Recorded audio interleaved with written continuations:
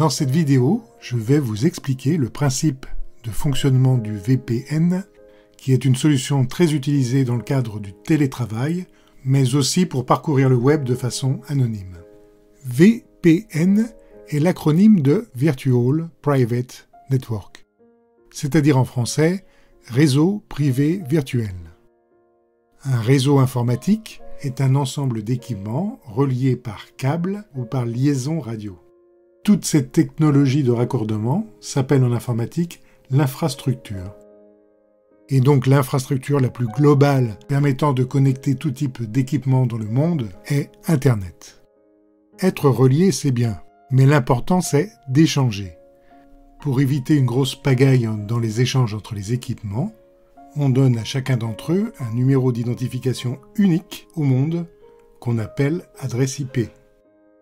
Mais la contrepartie de toute cette belle organisation, c'est que tout équipement est localisable et qu'on peut espionner ses activités, en particulier sur Internet. Le VPN va permettre de protéger tout cela. Son principe est simple.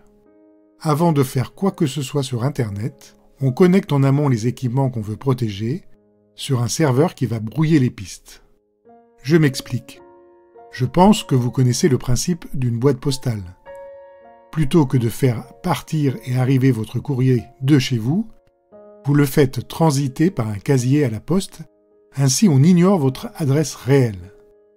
Un VPN repose exactement sur la même logique. On transfère discrètement vers un serveur les données de l'équipement à protéger, dans ce que nous appelons un tunnel, et lorsqu'elles apparaissent au grand jour sur Internet, tout le monde a l'impression qu'elles viennent de l'IP du serveur et non pas de l'IP réel de l'équipement.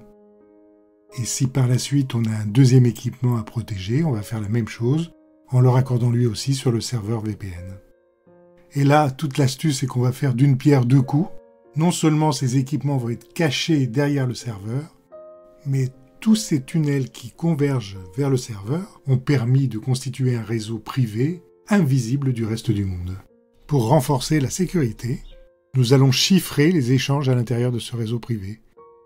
Une entreprise peut donc installer un serveur VPN au sein de son établissement et ainsi constituer un réseau privé et sécurisé pour ses collaborateurs qui pourront travailler depuis chez eux en utilisant les ressources de l'entreprise. Et le gros avantage est qu'on peut utiliser l'infrastructure d'Internet accessible par tous. Un VPN est donc facile à mettre en œuvre. Il n'est pas nécessaire d'installer un matériel spécial chez chaque collaborateur. Mais le VPN n'est pas seulement réservé aux entreprises. Un particulier peut souscrire lui aussi un abonnement chez un prestataire qui fournit des serveurs VPN. C'est d'abord un moyen de parcourir Internet de façon masquée, il est alors beaucoup plus difficile de vous suivre ou de vous espionner. Ensuite, si l'IP du serveur VPN est situé à l'étranger, vu de l'extérieur, tout le monde croit que vous êtes localisé dans ce nouveau pays. Ceci permet donc à un résident français de regarder une série disponible uniquement aux États-Unis.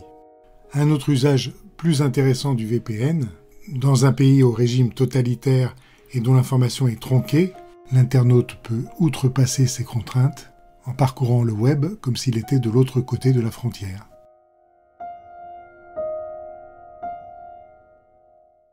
Si vous optez pour un VPN, choisissez avec attention votre prestataire, car le VPN voit passer tout votre trafic Internet.